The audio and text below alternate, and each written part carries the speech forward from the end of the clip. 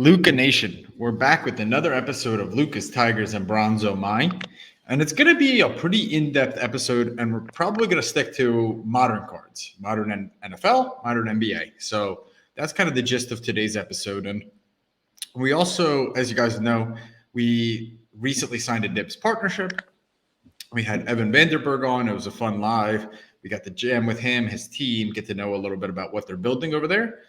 And we took the partnership money, we deployed that into our Lucas Tigers NFT rewards program. So the entire partnership money is going kind of poured back into our community just as a token of our appreciation and respect for how they support us. And we're going to be doing a little bit of kind of a modern data analysis, right? They send us some data cage. Yep. These are the cards that are trending below MSRP, below card ladder value. These are some cards that are a little more expensive. Because here's the thing, the whole premise, the way I understand Dibbs is, not everyone, has the big wallet that the big Baba Ganoush has here, stacks on stacks on stacks. He rubber bands that thing, blue Benjamins. Not everyone has that. I make it hail.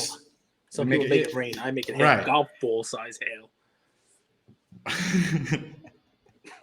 Do people liked your quote, your bazooka quote from yesterday's episode? They thought that was hilarious. people like everything you do. People are like, hey, Cage, the caffeine episode was great, but what made it great was Andrew's reaction to it. We love hearing you kind of bouncing off the walls, and then we love seeing what Andrew did after. I got like 9 messages in the last 2 days. Because am I the mattress? Am I the mattress and you're bouncing off the walls? I get you like the padded room. Exactly. You're the padded room. That's it. Just boom, boom, boom, like a pinball. It's great. So listen, it's good stuff, man. It works. Whatever we're doing, it works. So, that's the good stuff. We got the best community in the world, and we're able to partner with folks like Dibbs and bring information. I think it's because of the credibility, right? I mean, we do the collectible fractional report every Sunday night. That'll be tomorrow, guys. And we talk about cards and memorabilia that are trending up, trending down. Some of them are bargains, some of them are not, and we call them out.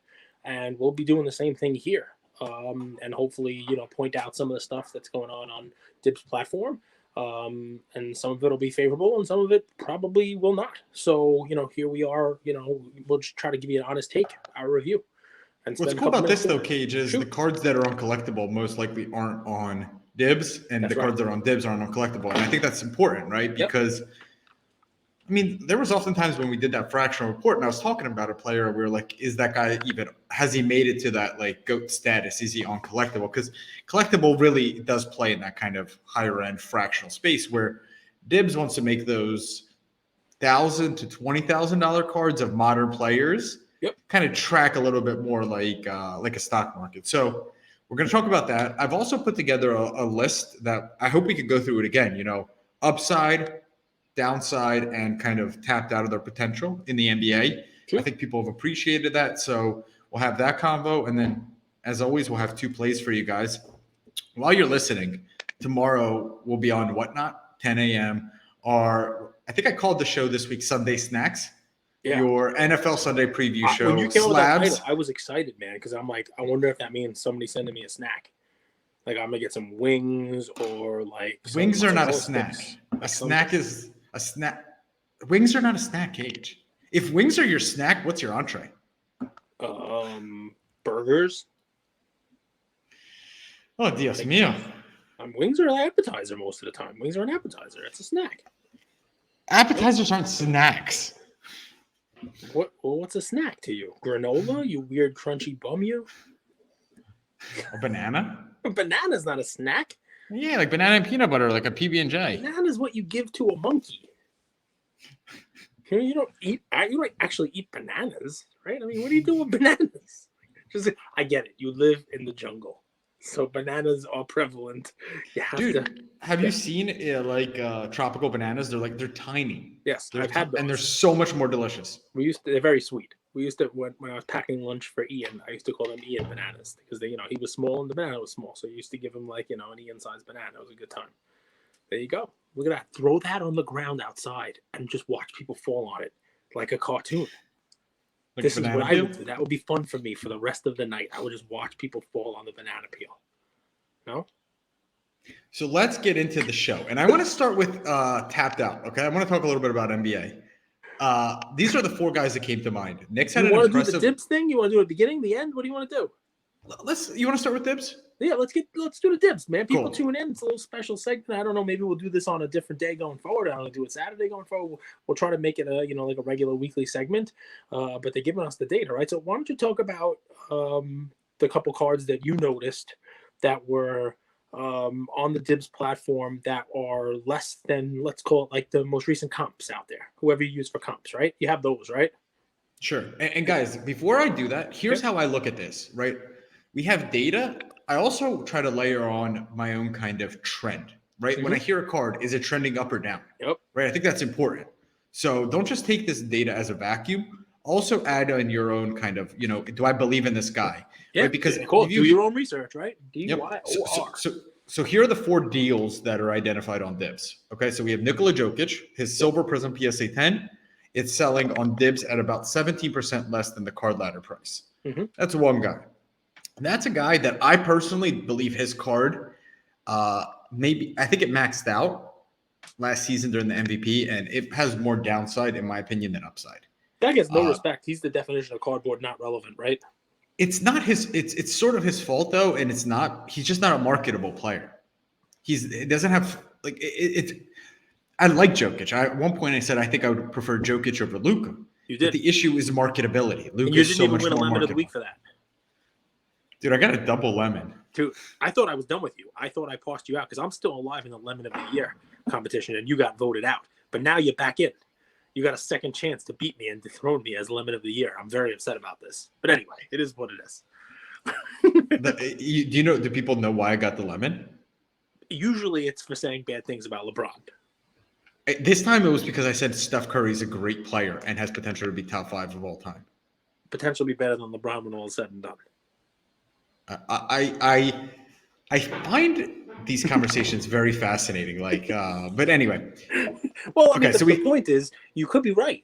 I mean, if he plays another 5 seasons and wins a championship, all 5 of those, is that going to sound like a ridiculous statement? Absolutely not. And look, what if he wins 2 championships? What if he wins 2 championships? I mean, it's a conversation. It's a conversation. It definitely is. I mean, it will definitely sound less limiting then. Here's another guy. So this is the 2003 LeBron James tops, not Topps Chrome guys, is trading at 14% less than the card ladder price. Yep. But again, this is a guy that I believe that he has more downside than upside. I really do. Yep. You guys out there may disagree. I've seen a lot of influential people selling off LeBron. Yeah. Okay. So let's go through those 2, and then we'll do this again, right? Jokic, Sure. not getting a lot of support from Michael Porter Jr., team not performing the way that everybody expected them to perform. So even though it's cheaper now, there's some potential downside in there. LeBron injured his ass. That team's not looking so spectacular, right? So, while it's below comps now, the comps may actually come down and meet it. Who's next? What are the 2 you got? Tatis, Bowman Chrome Prospect Auto PSA 10 from 2016, trading at 14% less. People sleeping on Tatis, guys, although I have a feeling the same thing can apply here. Baseball is going to be the offseason now. There's hot stove talk. Tatis' name's not going to come up. He's not a free agent. No other team's going to sign him. And people were talking about him as the MVP, but he's going to, he didn't win it. He didn't win the championship. His team didn't even, get anywhere near it. And a lot of other rookies, like Guerrero and a few others, made up some ground on him. So he's definitely not somebody people are talking about now. I'm sure they will start to talk about him again, when pitchers and catchers report, but that's a few months away. And last but not least. And this is actually going to be my play today, even before I saw this data. It's the 2005 Topps Chrome Aaron Rodgers rookie card. Okay, so here's why I have a second play, and I'll save that till the end. But here's why. I actually find conversations like the one about the whole vaccine, anti-vaccine thing very interesting, because whichever side you're on, all this really does is now Aaron Rodgers is sort of this topic of conversation for the last week, right? And we've talked about this. Aaron Rodgers is always been kind of third fiddle to Mahomes and Brady in terms of media attention. Yep. Now, we don't really want to talk about Mahomes unless we talk about how he has so much downside. I don't think he's really been talked about a ton on ESPN and all of these kind of news outlets. Brady is Brady, man. Brady's that guy you don't have much to talk about except for him winning. But here you have Rodgers. The big news story with Brady was he actually bit the Subway sandwich in the most recent commercial. They didn't show him swallowing it though, but that's the kind of news you get with Brady. Crazy. I don't get it because he's really healthy. Bread. He's got like a very, very He strict doesn't diet. eat bread. Yeah, he's got like a strict like TB12 diet, and he's a Subway guy. So like it's been funny. Like they've even made jokes in other commercials that he'll have the sandwich and he'll just smell it. It smells good. But the most recent one, they came out with some like healthy bread. So they actually show him in the commercial biting the sandwich, but then it cuts away. So they don't show him actually like swallowing the bread. That's always weird. Brady. It's always weird. Like I don't really mind who players endorse or who businesses endorse, but when it's so against like who they are, I always find that interesting because Brady could get any sponsorship. The money's got to be so good. Oh, come on. They have like in the same commercial, it's like Brady, Serena Williams, Steph Curry, and they embarrass Steph. Like they don't let him talk. Whenever he tries to speak, it's just like no. We got to let Brady talk. And somebody else. Who else is on? They get a lot of people. But yeah, I mean, I know the feeling. Go for it. So continue your Rodgers. But here's the thing. I think this team is underrated. You just muted yourself. I know the feeling. I did. You don't want me to talk, so you can talk. I put it on mute, and you lose your whole train of thought. When you put it on mute, it throws me off. I don't understand why. No, but I said this at the cage right before we hopped on here. I truthfully believe that the Packers should be at least considered Super Bowl contenders this year. And I think a lot of people aren't giving them the credit because it's kind of Aaron Rodgers and a bunch of no names. I don't know if that's fair, but like they've always been second or third tier defense. You had Devontae Adams. Yeah, he's a great wide receiver, but it's always been Aaron Rodgers. I think this team is better than people give him credit for. And I think Aaron Rodgers and this Green Bay Packers team is going to be in the NFC Championship. And I think they're going to be playing for a Super Bowl. I think he's motivated. I think he'll be back. I think this whole vaccine thing will play itself out. And that's why I believe that's one of my plays. It's the 2005 Topps Chrome Aaron Rodgers. I truthfully believe an 8 or a 9 actually might go up more than a 10 with this card, right? Because when you see here's why I think that, Cage. When we're talking specifically player performance, the guys that own Aaron Rodgers, they own Aaron Rodgers 10s. But I think when you see a guy kind of, let's say, has an MVP type of season, he makes an NFC Championship, Super Bowl, I think people aren't going to be able to afford the PSA 10s. I think they'll start gobbling up the PSA 8s and 9s. That's what I believe. And I think those will go up respectively, 100% versus the 10 going up 60, 70%. That's kind of my analysis on it. And so you can get it on Dibbs. You think that, right? You think that. So we can roll into some Dibbs analysis, right? But what Andrew's telling you, the 9 versus 10, is it's a cool analysis for Rodgers on Dibbs, right? And let me explain, right? So I'm going to get into a whole bunch of stuff about the quarterbacks on Dibbs, and Andrew and I are going to talk about, it'll be more than 5 minutes. Andrew and I are going to talk about when you invest and when the smart time to invest money in these cards are. But if you are a believer in Rodgers, and let's just take the vaccine stuff off the table for a second, because that may impact his prices short term, and you got to be mindful of that. But let's just take that off the equation for a second, off the table for a second.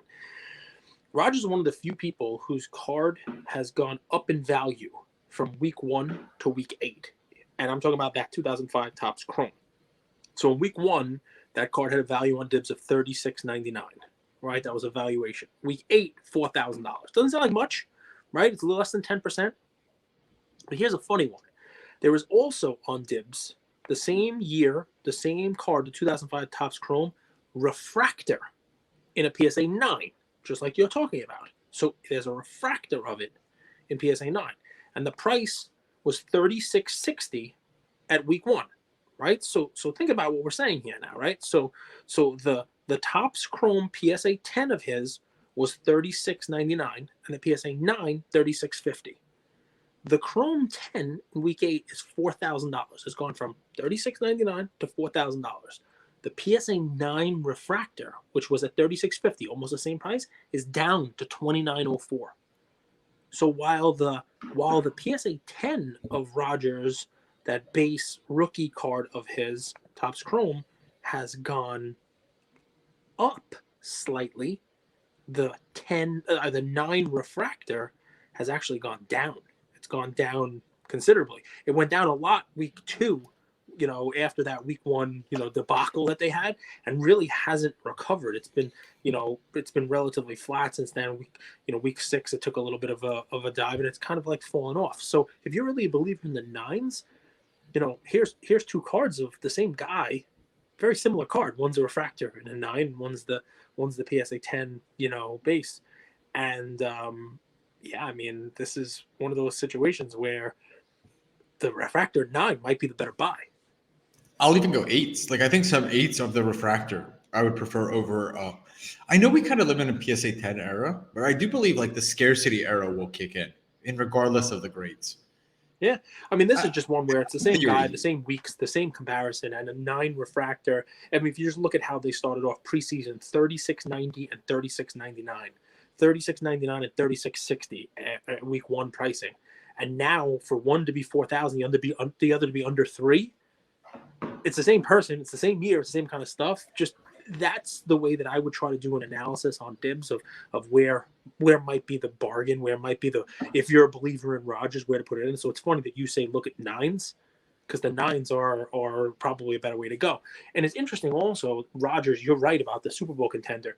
So you and I talk about this pretty often on our show, but maybe some of the folks who are tuning in for the Dibbs info, haven't heard this, but you gave those plays, and it shouldn't strike people as too crazy that it's basketball, baseball, football. We've noticed this. We've noticed that what happens is there's a run-up. There's a run-up in the preseason. There's a run-up till week 1. There's a run-up at week 1, maybe even sometimes week 2, where people are finding their guys to invest in. And then those guys, the middle of the season, there's almost kind of like a dip, whether they're performing, not performing. If they're not performing, forget about it. But even if they're performing, there's kind of a dip, right? We saw this with Josh Allen's cards last year. I'm the dummy who sold them before week 1. Week 8, I felt like a genius. They were less, even though he was putting together an MVP season. Now he's continued to do well, and so has that team, so the cards are up from there. But same premise, right? We see this in other sports. Trae Young is the same scenario from last year. The guy couldn't have had much of a better year, and the cards never got back to where they were in the preseason. And it's interesting to take a look at the Dibbs numbers. Like maybe now is a good time to get in on some of these quarterbacks if you want to, like Rodgers. But if you're a Mahomes believer, right?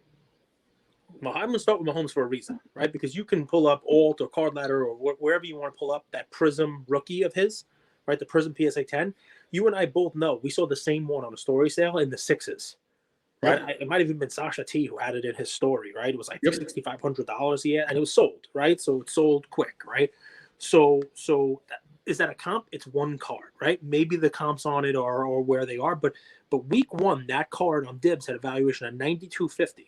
Week 8, $86.30, right? I still think that might be high given what we're seeing on that on his cards, right? So, but what does it tell you? Mahomes not performing, card going down. Even Brady, right? Because of his last week performance. His Bowman Chrome PSA 10 on Dibbs week 1, $23,235 valuation, down week 8 to $20,296. Brady hasn't done anything so horribly. Yeah, last week it came down a little bit, obviously, because of the performance that he had last week. But I think that one you could also argue is still a bit high based on the comps that I've seen for recent sales on that card. Wherever you want to look. Card Ladder, Alts database, look at recent sales on eBay directly, do 0.130. I think that's even a little high. Josh Allen. Josh Allen's a perfect example, right? So his the same, the standard PSA 10. Week 1, coming into the season, $10,201. Week 8, $94.93. Even Josh Allen, who what has he done to make his card value go down? Besides tell everyone that he's announcing himself as the MVP frontrunner. And his Did he say that? No, but that's what he's doing with his play on the field. So same kind of stuff, right? The only besides Rodgers' one card a little bit, Kyler's card, which you and I looked up. Kyler started the season off $2,068 for his Prism PSA 10. And week 8, $2,400 on Dibbs. Last comps are between $2,100, $2,200. So it's not horrible. It's right in that window. But you better be a believer in Kyler if you're going to be buying his card at those prices. So what am I trying to say here? What I'm trying to say is comps are down. So prices are down. And none of these cards are sitting here for these quarterbacks at huge discounts to what you would see recent comps for. And what's the reason for that? Prices are down. People are selling. People are moving these cards now. People bought in, and someone who bought into Tua Prism in week 1, they're selling now. And Tua on here, week 1 was 863. They see the writing on the wall. It's now 407. No, but you know what? There's somebody else they can put their bet into, right? They see that Josh Allen's down, and maybe they move their Tua money and move it into Josh Allen. And that's why he's not down as much. Maybe he starts to go up. Maybe they move it into that refractor of Rodgers. Aaron Rodgers. Talked about. Yeah. So I mean, listen, really the truth is, and it's amazing we're doing this sort of like at the mid-season point for the NFL. This is nothing new.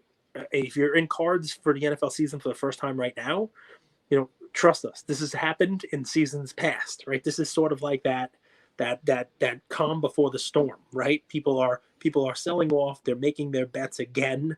They're moving out of the guys who have underperformed and moving into over the next couple of weeks the teams they think that are going to make the playoffs and put their bets in. So those would be the ones that I think will potentially start to move back up. But right now, let's close out the Dibbs because we spent way more than 5 or 10 minutes on this.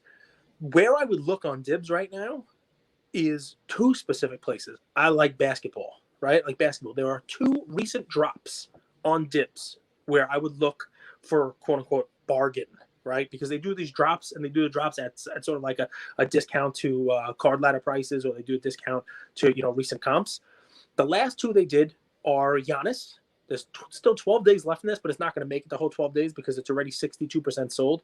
At the time they dropped this, had a valuation comp of $92.50. And they priced it at $68.50. So you could still get in your pricing at $68.50. It's the 2013 Select Giannis Silver Prism PSA 10. So Select rookie of him. I saw that they dropped that this week. And they dropped this Bucks this week. This Bucks team's really interesting because they're kind of sleepwalking. Like I almost wanted to make Grayson Allen a play because he might have some impact this season. He's going to get a ton of play, and I think it's because Drew Holiday, Chris Middleton, they're kind of taking it easy with those guys. Middleton's a little injured. I think I just don't know. They have a pretty deep team, and once that guys are healthy, I don't know how much run Grayson Allen gets. I always liked him. I liked him in college. He's a Duke guy, right? He's a Duke guy. He's not very popular amongst the fans because he trips people. I liked him. I don't mind Duke. I root for winners. So yeah. So I mean, look, it is what it is. That card pop 80. And the Dibbs drop is at 26% below market value. Yeah. So that's a pretty good one. And the one from the week before, still 6 days left, is 2007 Topps Chrome Kevin Durant Refractor PSA 10, right? With a Dibbs price of $24,000. It's only 61% sold. It's right in line with what these things have sold for recently. And that is a card that is on bigger platforms. That's a monster card. You know what I mean? A PSA 10 of Durant, and an argument he made. That guy, I mean, was he second in scoring in the league? He's first in scoring in the league. He's doing some stuff. They're playing well too. It's weird how this Brooklyn team changed overnight. Like they're a defensive juggernaut. Let's come back to Durant in 1 second, and we'll wrap up the Dibbs stuff because I want to talk about the Nets and let roll this over. But in 5 days. There's some fireworks coming to Dibbs. Just you got to get in fast before Shyway buys it all. Kaboom! Kaboom! They are releasing in 5 days a 2018 Panini Kaboom Lamar Jackson PSA 10 at a valuation of only $4,000. So wow. with the popularity of Kaboom, it's a PSA 10, nice card, and with how well Lamar is playing, chances are that one probably won't last that long. So just letting you know about that before it releases. I would love to see Odell go to Baltimore. That'd be cool. It's been a while since Baltimore's had a good wide receiver, or really anybody good on offense other than Lamar. Like if we're talking about teams he can go to without salary cap problems and whatnot, I'd love to see him go to my Raiders, considering they just lost their Z receiver, to stupidity, and they only have 3 receivers active on their roster right now. Hunter Renfrow, Zay Jones, and I think Brian Edwards. I mean, talk about not having a receiving core at all right now. I think Renfrow was like a running back or like a tailback in college, right? Renfrow's like their possession receiver. They make jokes at third and Renfrow. So no matter what, on third down, just throw it to Renfrow. Third and Renfrow. But yeah, man. So he's the Cody Zeller of the league. Pretty much. He's like I'm gonna call him. He's like a poor man's Cooper Kupp. right? Dude, he's good though. Like he Yeah. plays really well. He Clemson guy, right? Yeah, he's a good player. So back to Durant, right? I'm impressed with him. I've never been a Durant guy, right? And for me to become a fan, I mean, I watch his game. Ian and I watch his game, and he doesn't need much space to get off a good shot. He doesn't need much time to get off a good shot. I mean, there was a shot he took. Who the hell were they playing the other night? We were watching the game. It was the end of the third quarter. There was 2 seconds left, and boom, they pass it to him, and he just raises up and shoots a three. And you're like, "There's no way that's it went in." It's like one of the an impressive guy, finishes real well around the rim. Has just an all around game, and I think if he could win here, it would say a lot about him and his career. He's the only guy right now moving up the scoring ranks, top 25, about to crack into it. He probably will sooner than later. And he's going to start to pass some names that are legitimate NBA, top 75 player names on that list. And he's not going anywhere. I mean, this is a guy who, started in 2007, right? 4 years after LeBron and Melo and stuff. You got to figure he's still got some gas in the tank. So that net team, though, if there was some craziness with Green Bay this week, I will tell you the news that I heard this week was New York has a new mayor coming January 1st. Now, a lot of people were talking about whether or not that would mean that they would lift the restrictions. Bro, this is a dream scenario. This is a dream scenario for the Nets, and specifically Kyrie. Think about it. Kyrie doesn't even really want to play all year. Kyrie's the guy that wants to show up in the playoffs, do his and get buckets. And this is kind of a dream for him. This is what's going to happen, in my opinion. He's going to be. They're going to announce that he could get reinstated in February after the All-Star break. There'll be 3-4 weeks of they'll kind of push it out. He'll come back late March, early April, play 20 games, and cruise into the playoffs. What's Kyrie's issue? Mindset, right? Sometimes he wants to play, sometimes he needs to be away for personal reasons. Injuries, he's very injury prone to little nicks and nags. Dude, problem solved. He's gonna come back next year. I'd say March to mid-April, and I'm not saying. How? What do you mean? He's gonna take the vaccine? No. Hang on one sec. So how's he gonna come back? What do you mean? Well, I mean, right now he can play. Right now he can play. He can play in visitor. Yeah, but this isn't about the vaccine. This is more about optics and politics, right? They don't want him to play. The Nets have told him that he can't play because under New York rules he can't play in New York. Right. The Nets don't care. It's just New York rules.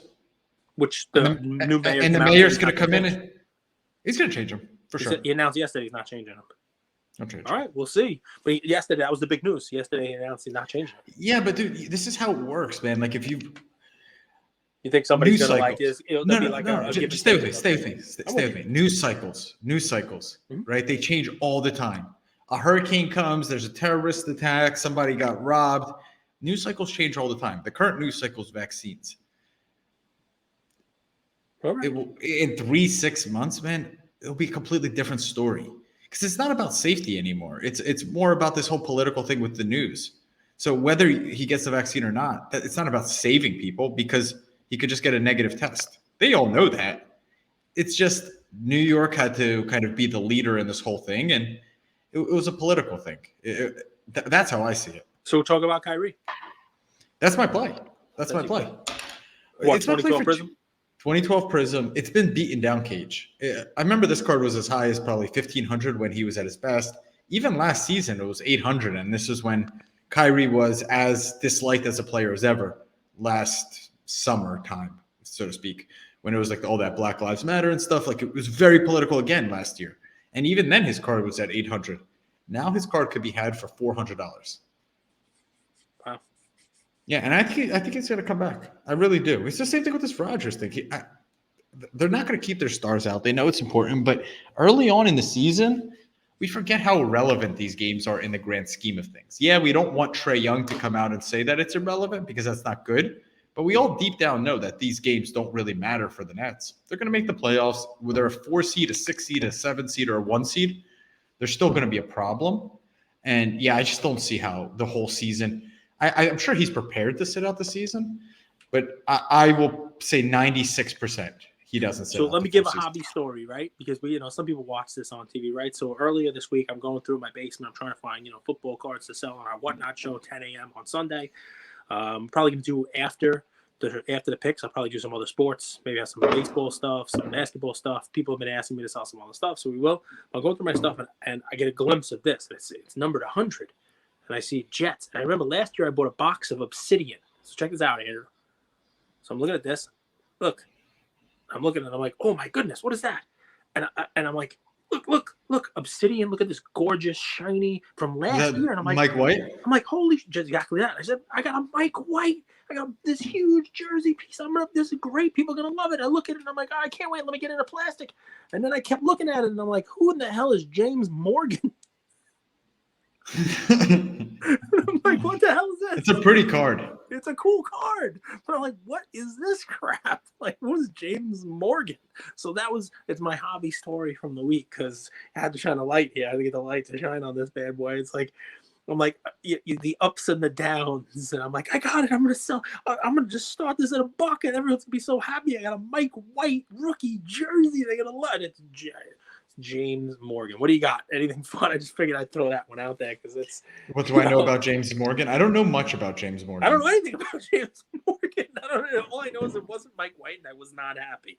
So it's no good, man. I thought for a second I was like, yes. Ian and I opened up 6 blasters today, at the $50 each, so $300. The absolute blasters. We were kaboom hunting. We did not get kabooms. But we got these couple cool inserts. They look sort of like color blasty, stained glassy, I got a Herbert, a Tom Brady. I'll put a lot of them together for you guys for tomorrow. They're pretty cool. And we got a bunch of rookies in their pro uniforms, some Mac Jones, some Trevor Lawrence, some Zach Wilson, and I'll put some lots together, nothing crazy, but we'll have them for you and whatnot. It's a lot of fun. It really is. That's become kind of like a fun show. To do during the week. So I hope you're looking forward to it. You got your hat? Got my hat. I'm ready to rock. You got your banana hat and you are ready to roll. All right. Well, listen, guys. I hope you enjoy this one. Hey, I didn't even get to do my play. I'm too busy with the Dibbs stuff. I have a play. Boof. We were going to let you go. So this is not a long-term play. Not a long-term play. Right? So right off the bat, you got to make sure you know the parameters on this. This is a play that I think it's someone who has gotten beat up on, and rightfully so, right? Rightfully so, and it has changed my perspective of him. And I wonder whether or not some of the people who have big money on his cards for long term are also as concerned. I know you're concerned from the build and the frame, but this week on Star Stock, I saw a PSA 10. Sell for $250. Zion Prism PSA 10. $250 sold on November 4th. All right. The eBay prices are about $300, $299, which means you go to a show this week and you got somebody who just wants to get out of this. You got somebody who's holding these things, has a few of them, you name it. $250 for this card. That is I'm not a Zion believer. I'm not a Pelicans believer this year. I'm not a Zion believer long-term as much as I was previously. This injury, it's one of those things, take it from a fat guy. Your foot hurts, it sucks, right? My dad had horrible feet, big guy, 400 pounds, and it prevented him from doing exercise, prevented him from getting into shape. It prevented him from ever really, doing much at all. And you got feet problems, it is bad. This thing is gonna be delayed. He'll be back. And that's the reason why this is a play. I'm not saying he's going to be back and become LeBron. I'm not even saying he's going to be back and become Blake Griffin. But I know he will be back. I know when he comes back, those cards are not going to be $250 anymore. So this is just an easy play, an overreaction play, I think. I would watch these cards and make some offers on something like Star Stock. Some other smart person made an offer of $250, and there's somebody out there who said, you know what? I'll just take this $250 now and move it on something else. I'll put it on somebody else I like. Some bargain, some rookie, somebody else. And that is, believe it or not, it's not sexy. It's not calling your shot. It's not saying, hey, I found Mike White before he became Mike White. It's not grabbing the best rookie. It's not picking Jalen Suggs over Cade Cunningham over Jalen Green, but it's finding a card that has been beaten up, and most likely there will come a time this season when he plays, and that card is significantly more than $250. Does it have to go that hard to go to 350? Right? You go to 350? Shoot. Two guys I had on my list of upside are Durant and Zion. Well, so we didn't get a chance to get to it, but can you two believe guys. $250? Yeah, and just fundamentally, here's what I would say about Zion's weight. So if you guys notice, it's subtle things, but I think that's a big deal. Zion jumps off 2 feet, right? You've seen this 1 foot or 2 foot jumpers. Yep. I think with 2 feet jumpers, it's a benefit when you have a little bit bigger mass, right? So he could still dominate versus if you jump off 1 foot. People have played basketball know what I mean. He's going to come back, and we think that this weight is going to be an issue. What if it's a benefit? What if he's even more difficult to stop in the lane, right? He was always very quick. He's always quick off the jump because he jumps off 2 feet. He's incredibly strong. His game doesn't change that much. So short term when he comes back, I fully expect that. It's just mine is now more of I'm not buying his national treasures. I'm not putting heavy money into him because I don't think he got longevity on his side, right? And you want liquidity, right? It's also you want to be able to sell off on your terms versus someone else's terms. But two guys we mentioned today, and these are two guys that I've, a lot of people ask me, like Michael Porter Jr., Andrew, what about him? You have to be very nimble as an investor. You have to be very nimble as a prospector because your goal is not to hit 100%. Honestly, depending on your strategy, you could hit 20 to 30%. 35% and be incredibly successful as long as you're nimble, as long as you don't become emotionally attached onto, I made this guy, I'm going to hold them through and through. And I've seen this, like people do this, right? Like they hold on and then they sell for like a 3% gain, right? Like like they hold all the way through this and finally they get their gain and they sell out. But it's like, what about all you could have done in that time period? What about if you took your money and put it elsewhere? So I'm very nimble. I'm willing to change my opinion. With Michael Porter Jr., I would be selling off very, very quickly, and I would be moving that money back into a Zion. That would be my play. There you go. Yeah, I mean, I look at stocks like I'm like, wow, $250, offer accepted, sold for $250, pretty crazy, So and then I look at eBay, and eBay prices are not that much higher than that. So you're going to a show this weekend. Somebody probably got one in their case, and it was not the most hopping show, and there's not a lot of crap going on. They need to cover their table money or whatever it is. They'll probably liquidate that card. It's not something that a lot of people are going to be looking for right now. They announced he's out for at least another 2 to 3 weeks, and that's just the best case scenario, right? So who knows when he'll be back? I mean, this thing could linger and wind up being an all-star break thing, which would really suck. But even if that's the case, you're putting $250 in now. When he comes back after the break, it's not $250 anymore. It's definitely going to be more than that. So I would just keep my eye on that. I wouldn't overextend on those. I wouldn't, be buying it in the threes. Not that I think that's you could buy one now, 1 in 2 weeks, and just kind of wait dollar cost average into it and say I want to put $750 into this guy. $250 now. See what the news is in 2 weeks. Put $250 in then, and that's how I would play it. Cage, another awesome episode. We'll be back tomorrow, 10 a.m. whatnot. And then we have our fractional collectible episode in the evening. Love you guys.